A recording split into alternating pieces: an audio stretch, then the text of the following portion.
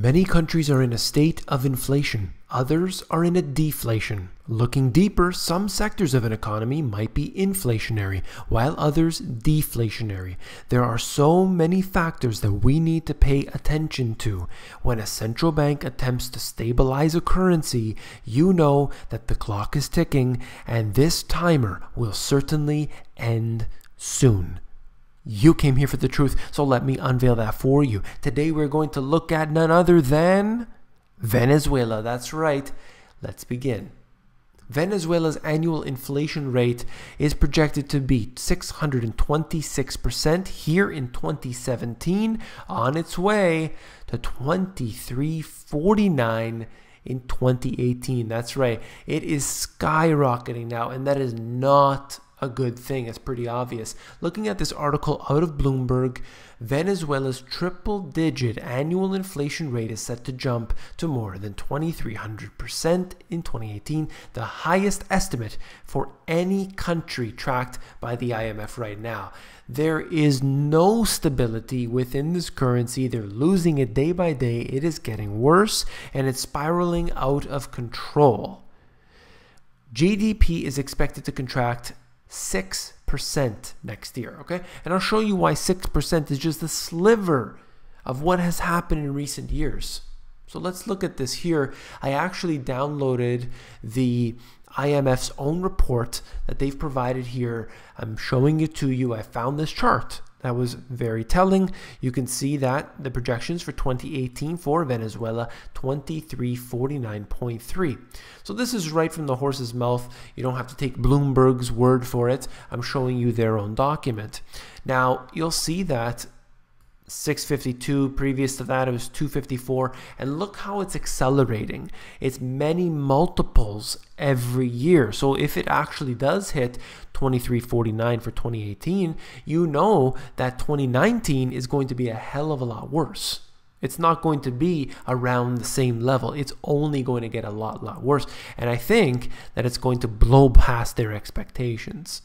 Looking at the real GDP, you can see the 6% contraction that they project to experience within 2018. But look, 12% the year before and 16.5% the year before.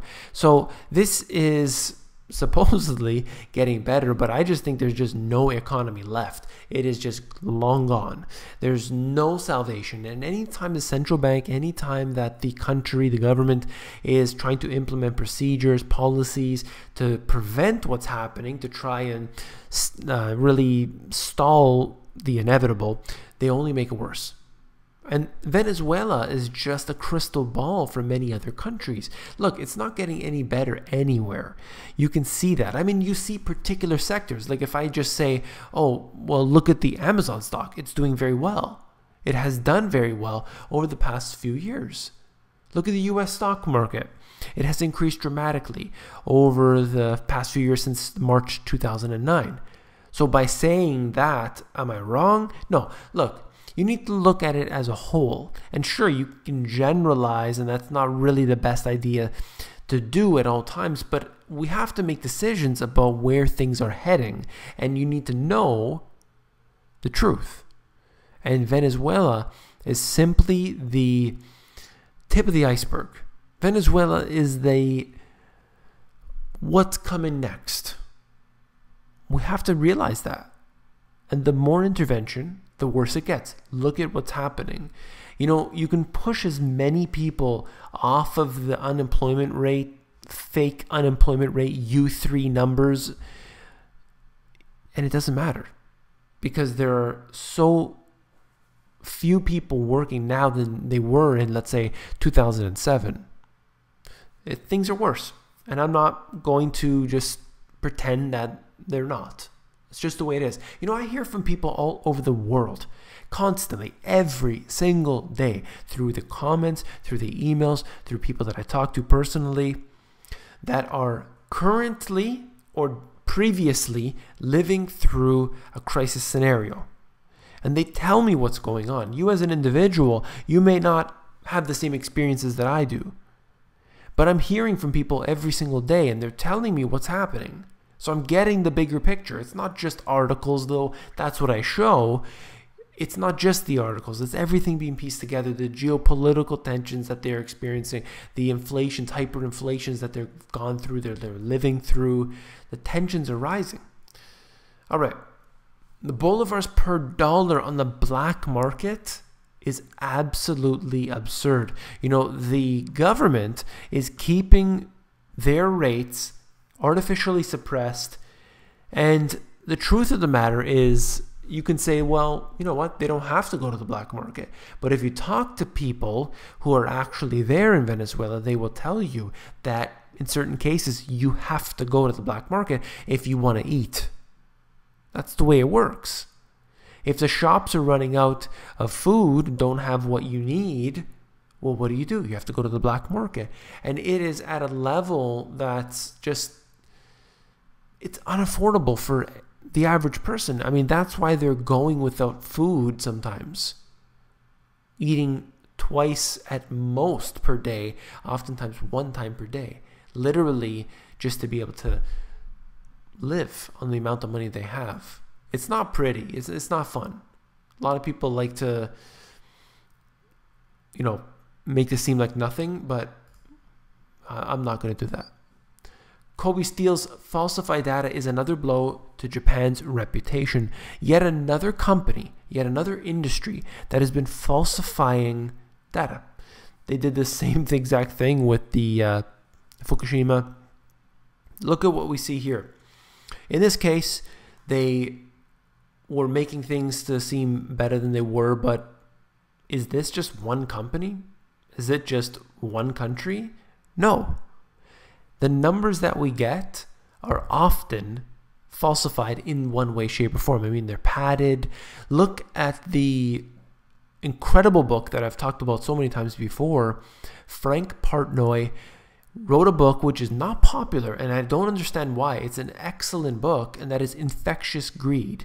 It's quite long, but it was so detailed, and it got into exactly how they falsify all their data. All these companies, they're able to push their earnings off into the next quarter, and they don't like that quarter's earnings, so they just push them off into the next quarter, and they're able to basically manipulate this any which way they would desire to make things look good when they need to.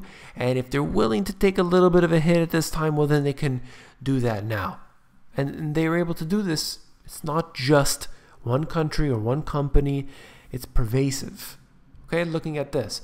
Kobe Steel, you can see that this drop was so dramatic, the biggest two-day drop in the history of this stock. And why? Because they found out about the falsification of data, and all of a sudden it was time to go. So I present this to you to think about if you heard of a company, a big company, one of these US companies that has been doing very, very well. Let's say it was Amazon or Apple or whatever.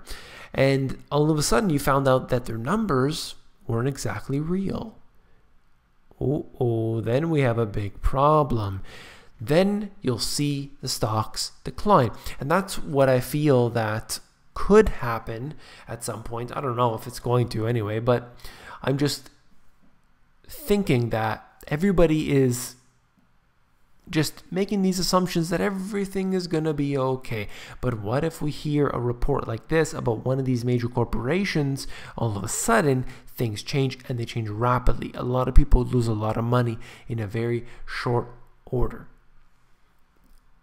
Now, this is a little bit of interesting information. You know, many countries offer what they are calling citizenship by investment.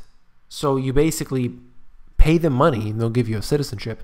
And that is Malta offers that, 650,000 euros. You can see Cyprus for over 2 million euros.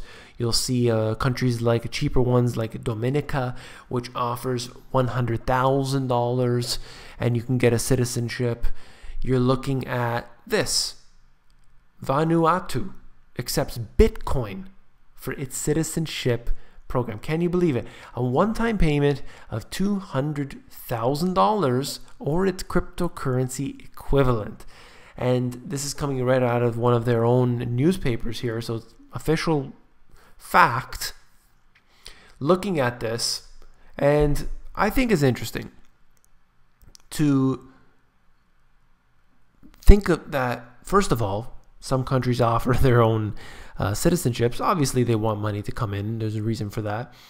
But the fact that they'll offer Bitcoin or cryptocurrencies in exchange for that, maybe they value a lot of these cryptocurrencies, what it could mean. Maybe they'll just end up exchanging it into a fiat type currency anyway.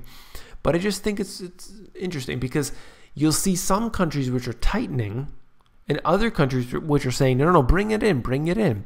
And that's what I really like to see, because we are obviously concerned about the clampdown that has been going on right now. You're seeing a little bit of that in Russia. You're seeing that in China. You're seeing that in other countries.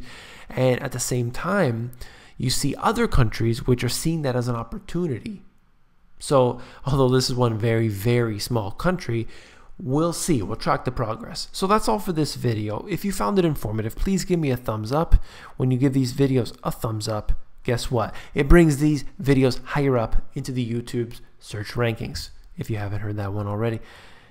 And last but not least, if you found this video informative, I know that you will find my books, The Money GPS, and my newer release, Global Economic Collapse, even more informative. These books have the ability to be flipped through at Amazon. They have a look inside feature where you can do that. There are links in the description below. Take care.